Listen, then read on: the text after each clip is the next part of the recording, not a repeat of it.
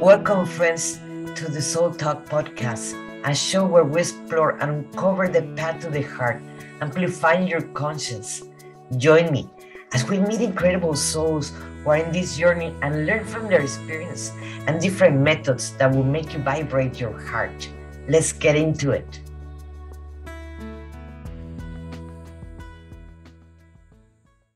What is a contract, may I ask? A spiritual contract. And we all do every day or almost very often. And we have done it every single second of our day. Remember when you got married the first time or you were in love with someone? The majority do. We all have. And we say, I will always love this person. That's a contract that you're doing in that moment, or a vow. Or you say, I would never do something like that, or I would never do something like that when you're judging people. When you're judging people, that's when we tend to do more contracts or vows. Because when you're saying, I will never do that, our words are so magical. And we forget our words are so magical. And we're creating our reality according to what we're speaking. So, and the majority of the time, we're not even aware when we're speaking about what we're saying. And that's where we're creating. Or I wanted to talk also about, I would talk about what is the courts, because those are very important too. But the contracts of the vows are basically are times when we are saying, when we're very emotional, and it can be in love, or it can be in angry, or it can be sad. Any kind of emotion can bring, you can make a contract or a vow. And that's what we have to be aware. When we're emotional, before you say something, first stop, breathe before you say it. Because in that moment, you're creating a vow or a contract. And the funny part with the contracts and the vows, the spiritual contracts and vows, it goes not only from this time, we have done it repeatedly in past lives too. So we can be aware of the ones we're doing right now, but we forgot about the ones we did in past lives too. So that can go other vows and other contracts saying, I will always would do something like that, or I will never have luck with men, or I will always will be single, or I will be. Remember, like the nuns that when they do the vow of, or priests and they do the vow of chastity, and now in this timeline they say, "Why I can never find love? Why never love me?" or so forth. Well, they did a vow of chastity, and they did it even in a ritual. So why you're in this timeline, you're having so much trouble about it? Let me tell you a little bit of one of my stories. I got pregnant when I was 18 years old, as the same as my mother. She was 18 years old when she got married, and when she had her first kid, as I did. Those are family contracts. And also, when I was 37, I got pregnant again with my last child, as my mother did also when she was 37. We follow the same patterns of our parents subconsciously, because obviously, if someone tell me now that you're going to get pregnant at 18 years old, I will laugh and say, of course, I'm not ready to have a kid at 18, or less have a kid at 37. I'm too old for that. I did not plan the both of them. And obviously, I got pregnant. But we tend to do the same things and repeat the same mistakes as our parents subconsciously, because we tend to repeat the same patterns, the same contracts.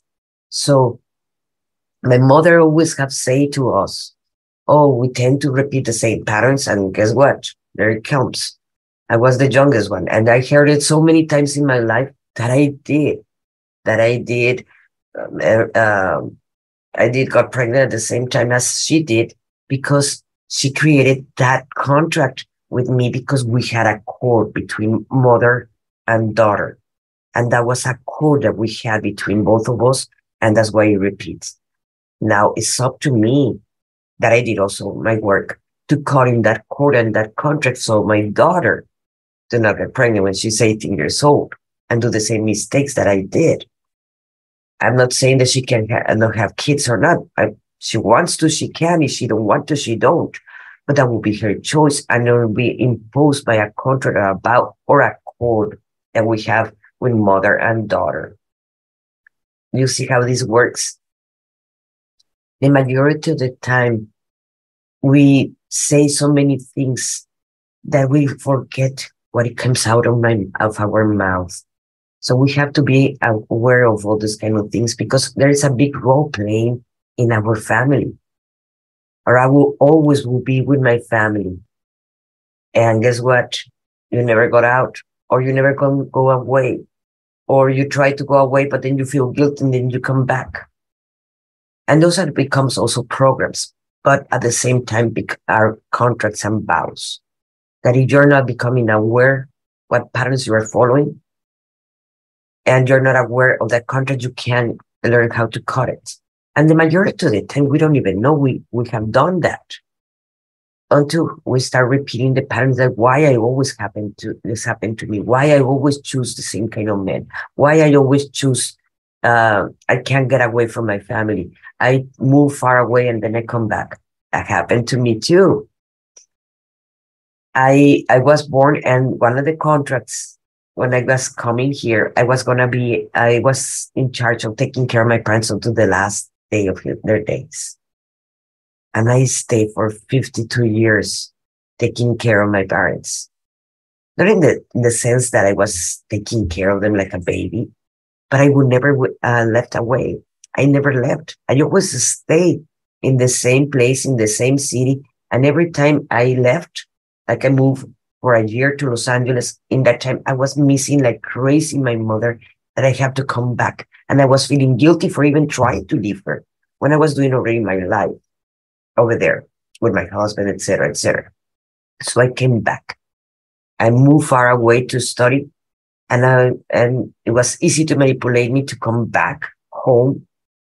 Why? Because I was following that pattern, that contract that I have done with them. And it was repeated over and over and over. And that creates a program from that contract. So that will make it more intense at the same time. When we become aware of those patterns that we're repeating, or the same thoughts, or what it came out from our mouth when I say, I will never, or I will always will hate that person. I will always hate that, or all men are like this, and that's why I don't trust them. Well, guess what? If you have kids, at the same time, you're doing the same contracts and the same vows. And you have male kids and you're hitting old men, guess what? You're hitting also that's your same time at your own sons. So we need to be aware what it comes out from our mouth. So I hope this is helpful, because this is very important that we learn to stop before we talk. Take a big breath. Take it to your stomach and let it out before we speak. Because or else we're going to continue repeating the same story. And if you're tired of doing that, just change it. We can change anything, even the contracts, the vows, even the cords, we can cut them off.